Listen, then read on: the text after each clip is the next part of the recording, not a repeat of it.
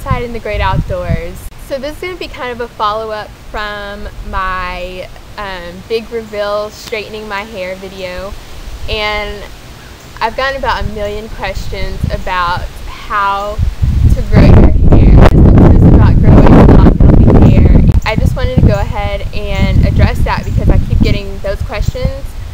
I probably should have done this video already, but I'm doing it now, so I hope that this helps you and I hope you enjoy.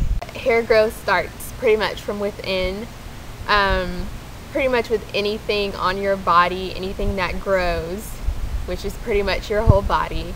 It's going to start from inside of you. If you want your hair to grow, you've got to be healthy from within, which I know is like so corny and so cheesy, but it's true. The first couple of tips I can give you is basically just keeping a healthy diet and taking in lots of water.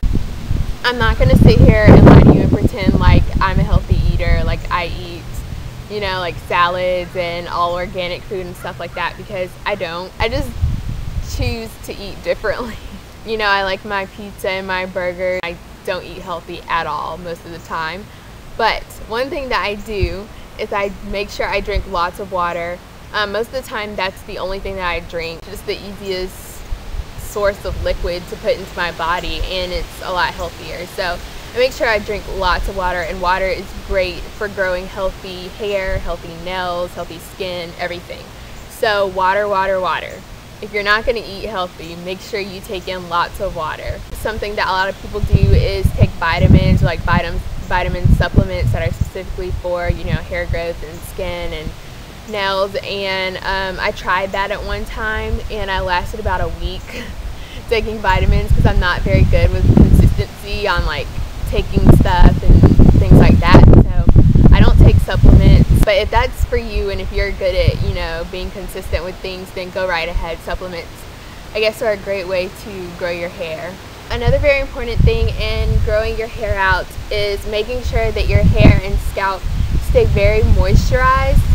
Your hair grows best when it's getting lots of moisture, and your scalp needs to be healthy as well. The best thing I could suggest for that is making sure that you're oiling your scalp and making sure it's getting the nutrients and the love and moisture because your hair grows out of your scalp. So if your scalp isn't healthy, then your hair is not going to grow. Also, you want to keep your hair, like the hair itself, very moisturized as well, because if it's dry and brittle and damaged, then it's just going to break right off and you're not going to get any growth or any retention, length retention. So you have to make sure that your scalp is really moisturized and that your hair itself is really moisturized in order to get any kind of growth or length retention.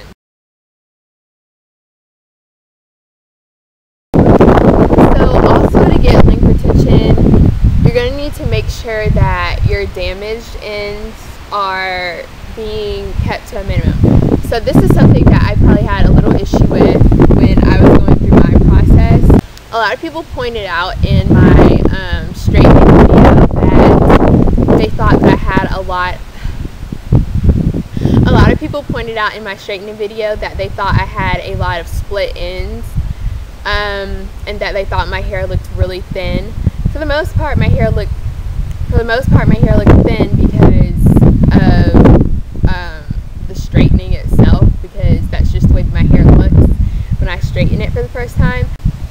The ends were a little uneven and somewhat thin looking because when I first started my whole no heat process, my hair was pretty damaged. There was a lot of breakage. There was not a whole lot of split ends, but there is a lot of breakage. What I failed to do that I probably should have done was like even all that out and just chop off all the like craziness. And I also had layers, and my hair grows really weird in some places, so the layers also affected, you know, the way my hair looks because of how it grew out. I would say if you're gonna be trying to grow your hair out, you probably want to maybe even it out as much as you can before you start your growing process, because if you don't, you're going to end up with your hair looking kind of wacky. I mean, even though I was very happy with the way that my hair turned out at the end of my no heat year. If you're one of those people who are very particular about your hair, you might want to just kind of even it out and make sure that you've gotten off the damage and the unevenness, I guess, before you start growing your hair out. Because once you grow it out, you know, the unevenness isn't going to change while you're growing your hair. It's still going to be there. So then you're just going to have to chop it off at the end. But what I did was, well, a couple of weeks ago, I just like trimmed my hair to my liking, and you know, I'm fine with it. I didn't have a problem with it before, but you know, whatever.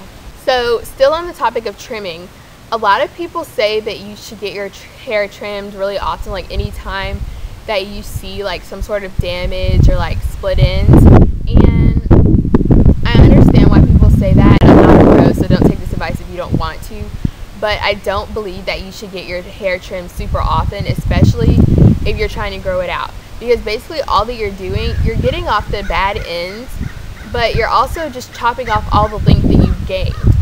You're chopping off all the progress that you've made so far, and so there's no point to it. Like, I read a couple of comments that people said their hair they felt like it wasn't growing, like they were trying to grow their hair out and they felt like they hadn't made any progress.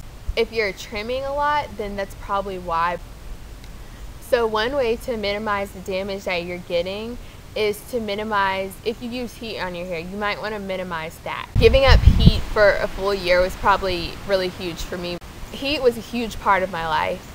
Like, I mean, it's the easiest way to kind of maintain and deal with my hair all the time.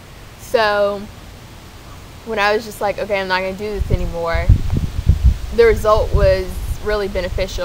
I know it's really hard to put down your heat styling tools. I am a recovered heat addict, so I know how hard it is, and it sucks for a while, but trust me, the result is amazing and you'll love yourself for doing it. While you're on your no heat challenge, you also don't want to manipulate your hair in its curly state too much either, because that's just as damaging. I got quite a few like single strand knots, like fairy knots.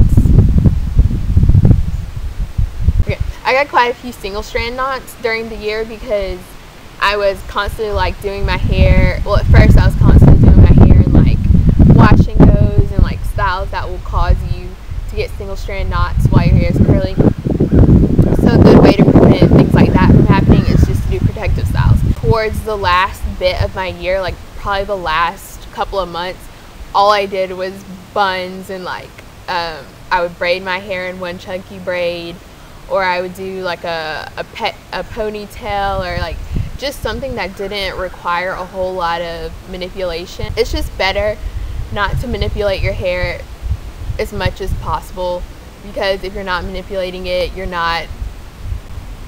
Old people keep staring at me. If you're not manipulating your hair, then you're lowering the risk of it getting damaged. So it's really just best to kind of leave your hair alone. I'm not saying don't do anything to it, because that gets boring, but just keep low manipulation. That'll help keep the damage to a minimum and help your hair grow strong and healthy. So basically that's it. That's all I have for you.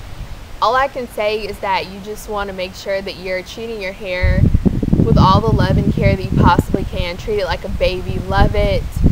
I mean, it's a living thing. It's, you know, it is growing whether you think it is or not. The main thing with growing longer hair is retention. So you want to make sure that you're just protecting the weakest parts of it and the oldest parts of it, which is the ends. And you want to make sure that you're just giving it as much love as you can. I hope that you enjoyed this video. I hope it's helpful. Let me know if you have any more questions, or you have any more tips for me that you have used to help grow your hair, or that you have experienced that are really good for healthy hair. So thank you so much for watching, and thank you for supporting me always, and I will see you soon.